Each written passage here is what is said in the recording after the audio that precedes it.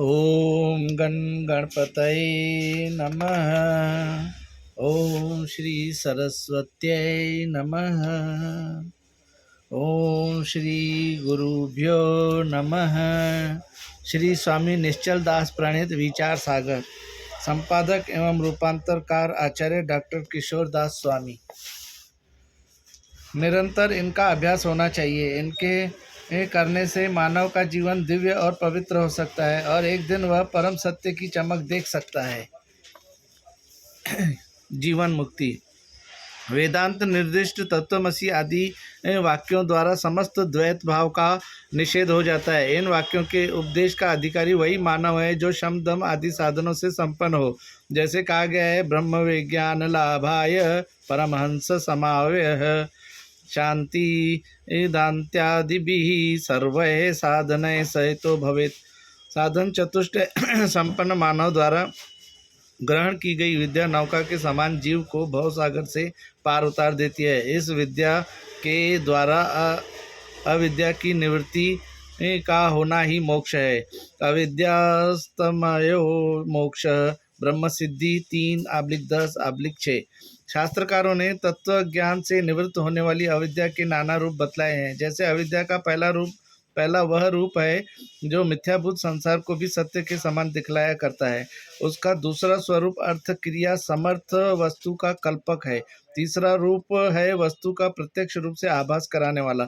अविद्या के इन तीनों रूपों में प्रथम दो की निवृत्ति तो तत्वज्ञान उदय होने के अनंतर ही हो जाती है, पर जो माया का तीसरा रूप है उसकी निवृत्ति तभी हो सकती है जबकि प्रारब्ध कर्मों के संपूर्ण संस्कार क्षीण हो जाते हैं। जिस प्रकार धनुष से छूटा हुआ बाण वेग के कारण निरंतर चलता रहता है, जैसे रस्सी में प्रतीत होने वाले सर्प के भ्रम की निवृत्ति होने पर भी मनुष्य ने भय कंपन आदि देखा जाता है, उसी प्रकार तत्व ज्ञान होने पर भी प्रारब्ध कर्मों का भोग शेष रहने से अविद्या के तीसरे रूप की अनुवृत्ति होती ही रहती है। इसलिए कहा गया है, निवृत्त सर्पः सर्पोत्थम यथा कंपम न मुच्यति विध्वस्ताखिलमोहोऽपि मोहकार्य तथात्मवित्। नैष्कर्म सिद्धि 4/60। यह क्षीण मोह तत्ववेत्ता की जीवन मुक्ति दशा है। यहाँ पर तत्व ज्ञान से अविद्या का लेश शेष रह जाता है। यह वैसे ही है जैसे कि किसी फूलों से भरी डाली में से फूल निकाल देने पर भी उनकी महक बनी ही रहती है। निस्सारित पुष्पायां संपुटिया कायां पुष्पवासना दर्शन विद्या निवृत्तावती वपि तत्कार्य दर्शनात्। प्रारब्ध भोगों की समाप्ति होने पर अवशिष्ट अविद्या के लेश एवं तत्प्रयुक्त शरीर आदि की भी निवृत्ति हो जाती है। इसलिए लिखा है, शास्त्रेण नश्येत परमार्थ रूपम कार्यक्षमं नश्यति चापरः स्यात्।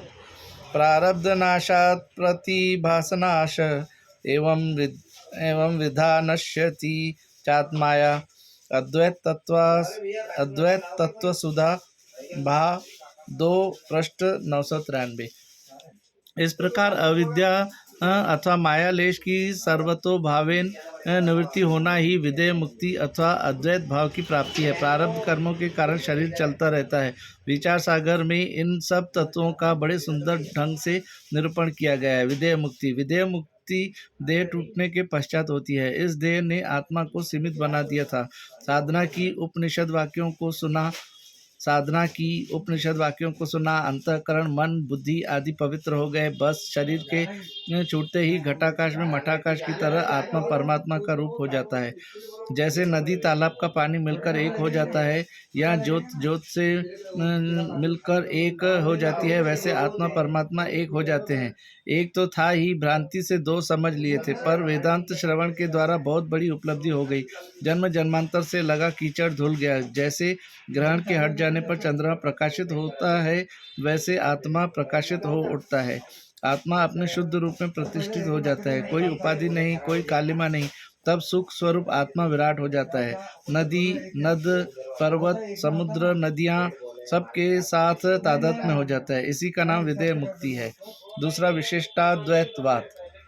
श्री रामानुजाचार्य ही इस वाद के मुख्य रूप से परिपोषक हैं। इनके मत में विष्णु ही परब्रह्म तत्व हैं। वे लक्ष्मी के अधिपति हैं। विष्णु के सर्वोत्तम होने से जीव और जगत उनके अधीन होकर रहते हैं, इसलिए उनका विष्णु से भेद सिद्ध होता है। यह भेद शांकर मत के समान व्यावहारिक न होकर पारमार्थिक ही है। रामानुज वेदांत में मुख्य रूप से तीन ही पदार्थ माने गए हैं। पहला विष्णु ईश्वर, दूसरा चेतन जीव और तीसरा जगत। इनका वर्णन इस संग्रह श्लोक में किया गया है।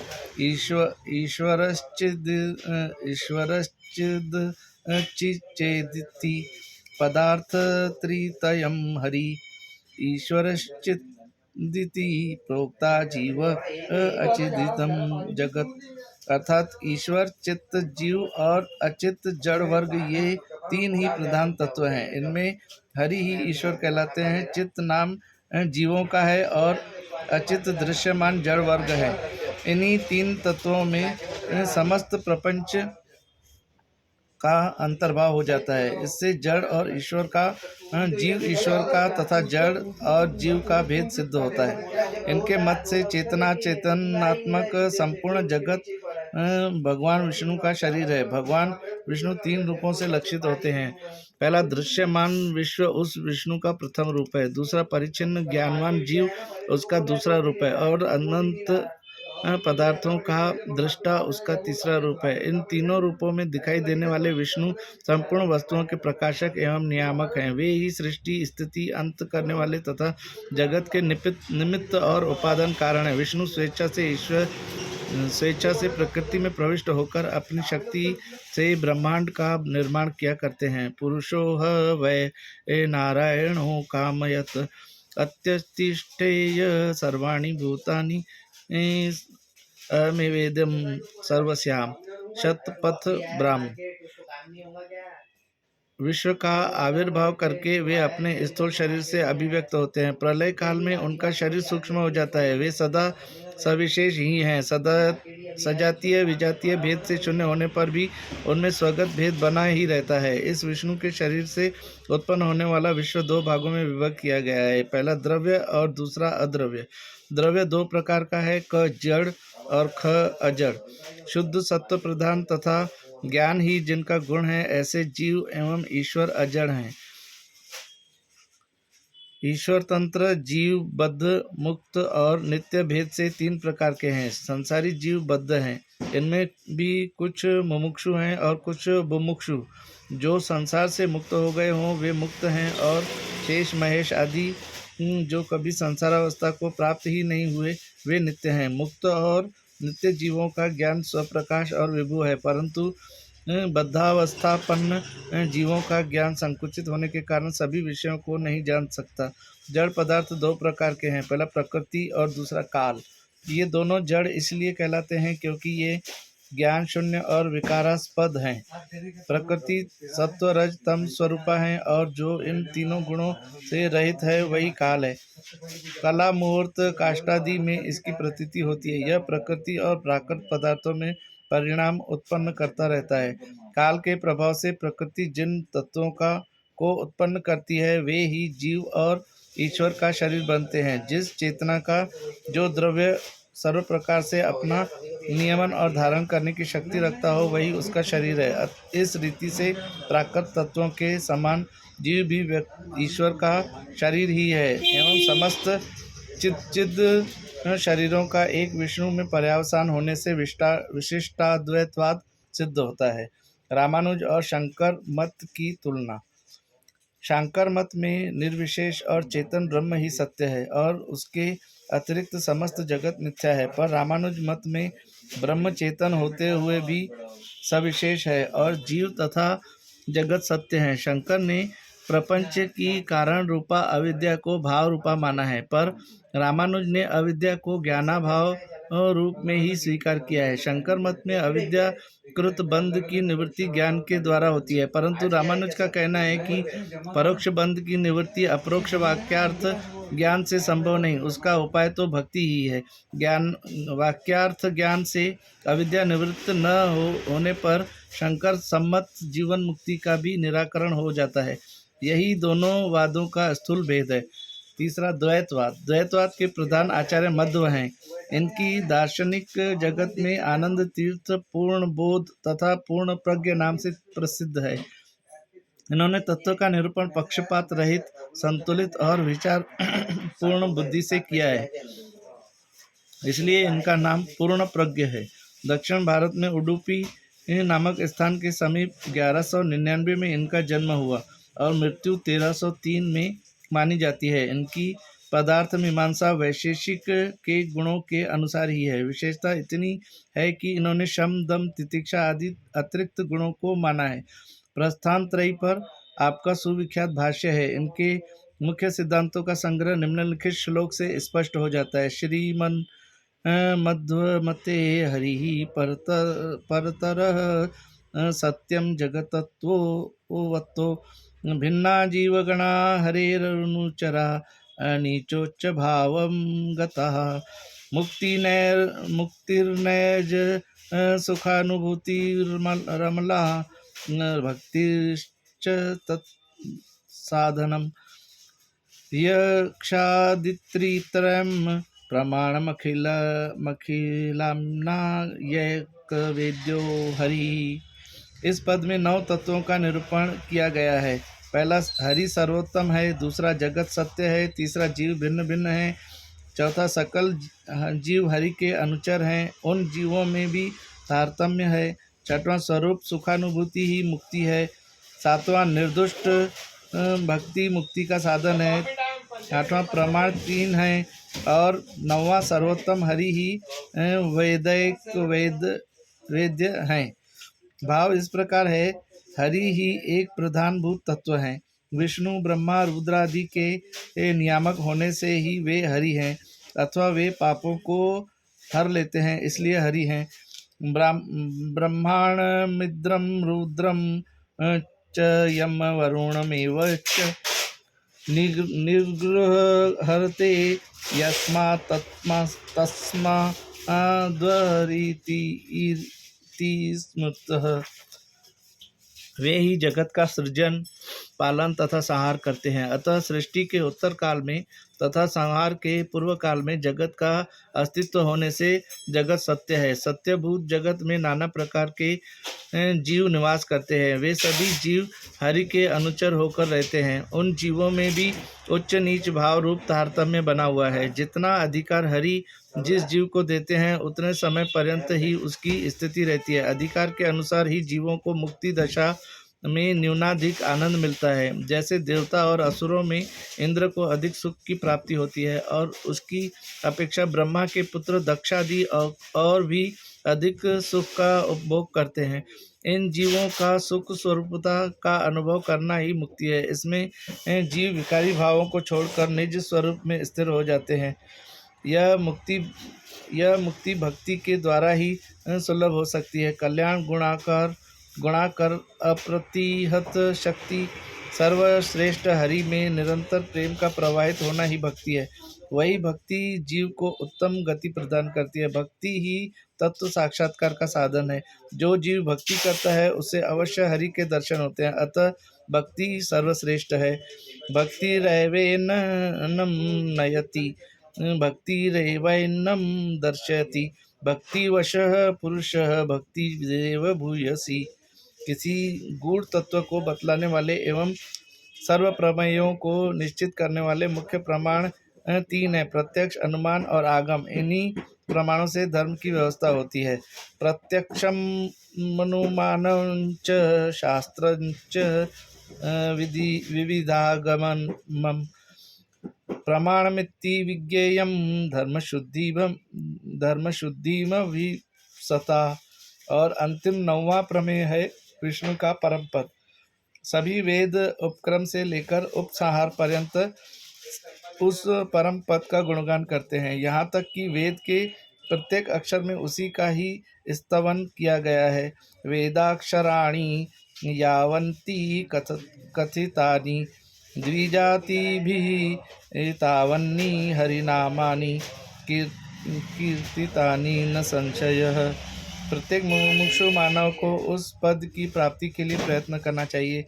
यही मध्य वेदांत का मानव के लिए आदेश, निर्देश और संदेश है। चौथा, द्वैताद्वैत भाव। आचार्य औडुलोमी और आचार्य आश्मरथ्य भेदाभेद के समर्थक हैं, परंतु श्री शंकराचार्य ने इनके मत का निराकरण किया है। आगे चलकर आचार्य निम्बार्क ने भेदाभेद या द्वैताद्वैत सिद्धांत को अपनाया। इन्होंने सत्य रूप से प्रतीत होने वाले संसार के विविध पदार्थों का युक्तियों और प्रमाणों के द्वारा सद्ब्रह्म के साथ भेदाभेद स्थापित किया है, क्योंकि ईश्वर प्रणीत वेद, उपनिषद और गीतादि में 3 प्रकार के वाक्य मिलते हैं। क सदैव सौम्येदमग्रः आसीदेकमेवा द्वितीयम्।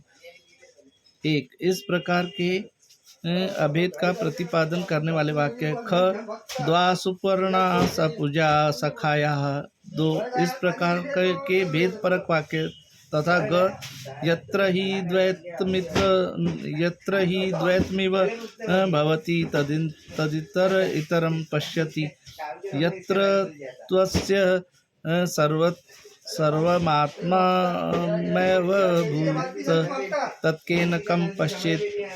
3 इस प्रकार के भेद का निषेध करने वाले वाक्य। ये 3 प्रकार के वाक्य ईश्वर निर्मित हैं, अतः बिना किसी विरोध के समान रूप से ग्रहण करने योग्य हैं।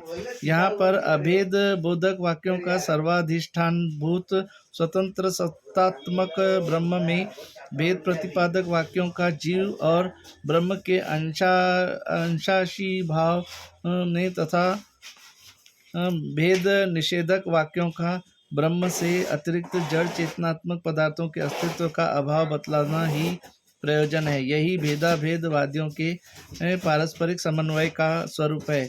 इससे सभी वाक्यों का स्वार्थ में प्रामाण्य सिद्ध होता है।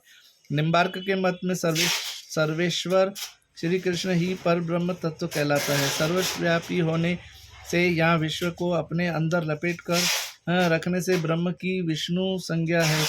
भक्तों का चित्त आकर्षित करने के कारण उसे कृष्ण कहते हैं। कृष्ण के 4 रूप हैं, पर, अपर, समष्टि और व्यष्टि। इनमें पर रूप निर्गुण या अमूर्त है, सर्वशक्ति का आधारभूत अपर रूप है, समष्टि भाव से आविर्भूत होने वाला हिरण्यगर्भ रूप है और व्यष्टि भाव से प्रतीत हो रहा जीव रूप है। भागवत दर्भ में प्रतिपादित वासुदेव, संकर्षण, प्रद्युम्न और अनिरुद्ध ये 4 व्यू भी भगवान के पूर्वोक्त 4 रूपों के अंतर्गत ही हैं। यहाँ पर व्यू शब्द अवतार का वाचक है। भगवान श्री कृष्ण सृष्टि, स्थिति तथा लय करने के लिए तथा अपने भक्तों पर अनुग्रह करने के लिए व्यू के रूप में प्रकट होते हैं। व्यूहात्मानं चतुर्धा वै वासुदेवादि मूर्तिभिः सृष्टयादीनि करोत्येष विश्रुतात्मा जनार्दनः। यही जनार्दन भेदाभेद रीति से निम्बार्क का वर्ण्य विषय है। इसी में जीव, जगत और ईश्वर सत्य रूप से अवस्थित रहते हैं। ब्रह्मवेता लोग इसकी अकर्तृत्व, अक्षरत्वादि रूपों से उपासना करके मुक्त हो जाया करते हैं। उद्गीत में तत्परम मंतु ब्रह्म तस्मंस्त्रयं सुप्रतिष्ठाक्षरं च अत्रांतरं ब्रह्मविदो विदित्वा लीना ब्रह्मणि तत्परा योनि मुक्तः।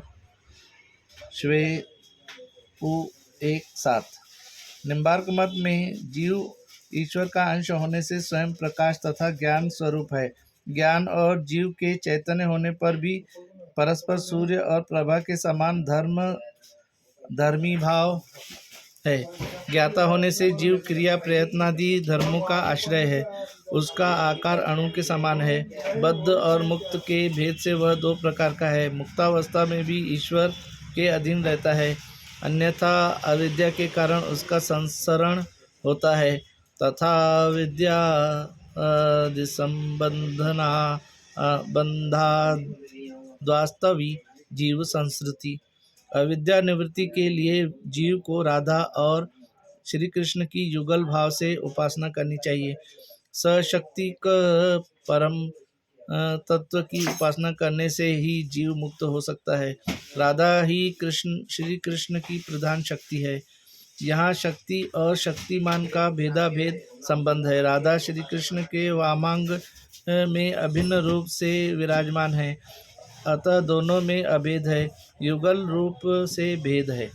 राधा कृष्णात्मको नित्यं कृष्णो राधात्मको ध्रुवम्। येयं राधा यश्च कृष्णो रसाब्दी देहश्चैकः क्रीडनार्थं द्विधा भूतः। युगल भाव से उपासना करने से साधक के मन में स्त्री विषय काम भावना तिरोहित हो जाती है। सांसारिक रति भगवत रति के रूप में परिणत हो जाती है। मुक्त जीव परम आनंद का अनुभव करने लगता है। वैष्णव भक्त को बिना राधा की अर्चना किए भगवान की अर्चना का अधिकार ही नहीं। अतः मोक्षार्थी को सर्वप्रथम राधा तत्व की उपासना करनी चाहिए। कृष्णाचार्य नाधिकारो यतो राधार्चन विना वैष्णवे सकलैस्तस्मात् कर्तव्यम राधिकार्चनम। अविद्या निवृत्ति से जीव की ऊर्ध्व गति ही राधा है। पहले अविद्या के कारण वैषयिक वृत्ति ही धारा थी। युगल तत्व की भक्ति अर्चनादि करने से वही धा धन रा बराबर रा धन धा हो गई। इन मन की वृत्ति नीचे गिरी थी, ऊपर उठी। यही धारा और राधा में अंतर है। राधा अर्चन से विगत कल्मश जीव की तत्ता ईश्वर सानिध्य प्राप्ति ही ब्रह्म भावापत्ति है।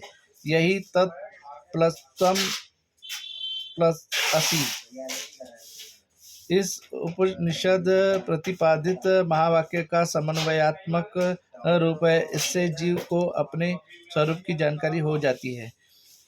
अथवा तत्पद अर्जुन सखा भगवान श्री कृष्ण का वाचक है। त्वम पद उनके समीप रहने वाले धनंजय का वाचक है और असी पद गुरु स्थानीय राधा का बोध कराता है। जिस प्रकार गुरु की शरण में जाने से और उसके उपदिष्ट मार्ग पर चलने से अर्जुन ने श्री कृष्ण का सामीप्य प्राप्त कर लिया था, उसी प्रकार राधा तत्व की गुरु भाव से उपासना करने से शीघ्र ही भगवान को प्राप्त किया जा सकता है। अतः मुमुक्षु जीव के लिए राधा के चरणों की शरण लेना आवश्यक है।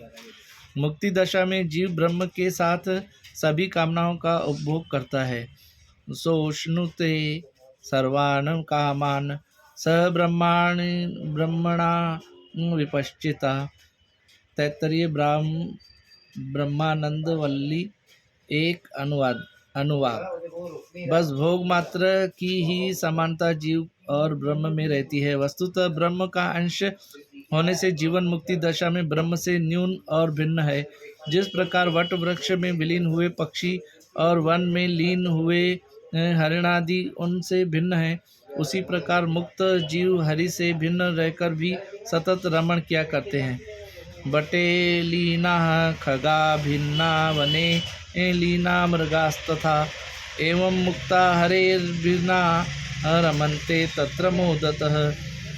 श्रुति सम 1/61। पांचवा शुद्धाद्वैतवाद। इस सिद्धांत के प्रवर्तक वल्लभाचार्य थे। इनका जन्म 1469 ईस्वी में माना जाता है। संभवतः ये विज्ञान भिक्षु के समकालीन थे। इन्होंने विजयनगराधीश्वर के दरबार में शास्त्रार्थ के द्वारा अद्वैतवादियों को परास्त करके अपने वैदुष्य का परिचय दिया था। शंकराचार्य ने जिस अद्वैत का प्रतिपादन किया है उसे नितांत अशुद्ध बतलाकर इन्होंने शुद्धाद्वैत मूलक पुष्टि मार्ग चलाया। पुष्टि का अर्थ है भगवान का अनुग्रह प्राप्त होना।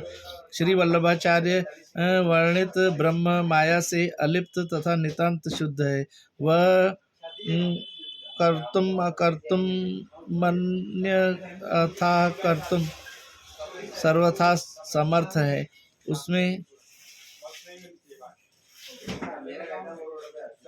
उसमें परस्पर विरोधी धर्म सदा वर्तमान रहते हैं। जब उभय व्यपदेशा तत्व हिकुंडलवत ब्रह्म सूत्र 3/2-27 आदि सूत्रों से ब्रह्म की अभय रूपता सिद्ध हो जाती है, तो निर्धर्मक और निर्गुण ब्रह्म की माया शवलित होना कहाँ तक न्याय संगत है। ब्रह्म स्वतः ही नाना रूप धारण करने में समर्थ है, इसलिए उस ब्रह्म के 3 रूप हैं। पहला पर ब्रह्म, दूसरा अक्षर ब्रह्म और तीसरा क्षर ब्रह्म। अंतर्यामी रूप में प्रविष्ट होकर तीनों लोकों को धारण करने वाला पर ब्रह्म है। अक्षर और क्षर ब्रह्म सकल पदार्थों के उपभोक्ता हैं। अतः ये ब्रह्म के क्रमशः आध्यात्मिक और आदि भौतिक रूप हैं। इन तीनों में पर ब्रह्म ही सर्वोत्तम है। उस ब्रह्म का जीव के साथ अभेद रूप संबंध है, परंतु यह अभेद सृष्टि निर्माण के पूर्व ही है। सृष्टि दशा में यह भेद सत्य सिद्ध होता है। भेदाभेद स्वरूप निर्धारण में आचार्य ने इसका वर्णन निम्न रीति से किया है। यद्वा एकमेवा द्वितीयम् इत्यादि श्रुतौ द्वितीय निषेधेन प्रतिपाद्यमानमेकत्व भेद एवं पर्यवस्यति स च सृष्टिपूर्वदशायामेव सृष्टिदशायान्तु आत्मा वा अरे श्रोतव्यः इत्यादौ जीवब्रह्मणौ कर्तव्यबोधनादिदभेद एव इति। इस प्रकार सृष्टि दशा में सोहम तत्वमसि आदि अभेद का प्रयोग गौण ही समझना चाहिए। इस क्लेश बहुल संसार से पार उतरने का एकमात्र साधन भक्ति ही है। यह भक्ति 2 प्रकार की है, एक सायुज्य मुक्ति देने वाली मर्यादा भक्ति तथा दूसरा ब्रह्म से अभेद स्थापित कराने वाली पुष्टि भक्ति। जब ब्रह्म का ध्यान करते करते तद विषयक भावनाएं प्रपुष्ट हो जाती हैं तो ब्रह्म के साथ अभेद सिद्ध होता है। यही शुद्धाद्वैत में जीव का पर्यावसन है। इसी प्रकार वैष्णव दर्शनों में महाप्रभु चैतन्य का चलाया हुआ अचिंत्य भेदाभेदवाद तथा शैव संप्रदाय में शैवाद्वैतावाद प्रसिद्ध है। शैवों की अनेक धाराएं हैं जिनका वर्णन स्थान और समयाभाव के कारण नहीं किया जा सकता। वेदांत की इस मधुर सुर सरिता को सरस रखने वाले विद्वानों में श्री स्वामी निश्चल दास जी का नाम भी स्वतः अंकित हो जाता है, क्योंकि उन्होंने अद्वैत वेदांत के अद्भुत चमत्कारी वृत्ति प्रभाकर तथा विचार सागर आदि आध्यात्मिक ग्रंथों का निर्माण किया है। इस जिज्ञासु ने विचार पूर्वक इन ग्रंथों का अनुशीलन किया है, उसे अवश्य ही मानसिक शांति मिली है। यह विचार सागर का परिवर्तित एवं परिवर्धित नया संस्करण है। ग्रंथ के निर्माण से लेकर आज तक जितनी भी टीकाएं प्रकाशित हुई हैं वे इस प्रतिपाद्य गंभीर विषय को सरल करने में असमर्थ रही हैं। इस कठिनाई को दूर करने के लिए रामतीर्थ मिशन राजपुर की ओर से सरल हिंदी एवं बृहद भूमिका के साथ इसे छपवाया है। हमें विश्वास है कि अध्यात्म की जिज्ञासा रखने वाले साधक इस ग्रंथ से लाभ उठा सकेंगे। स्थान स्थान पर बड़ी बड़ी समस्याओं और प्रश्नों का शास्त्रीय युक्तियों से समाधान भी किया गया है। अंत में मैं इस उत्तम प्रकाशन के लिए श्री राम तीर्थ मिशन की कमेटी को हार्दिक बधाई देता हूं तथा आशा करता हूं कि यह संगठन उत्तम प्रकाशन देकर जिज्ञासु जनता का मार्ग प्रशस्त करता रहे। डॉक्टर किशोरदास स्वामी M.A.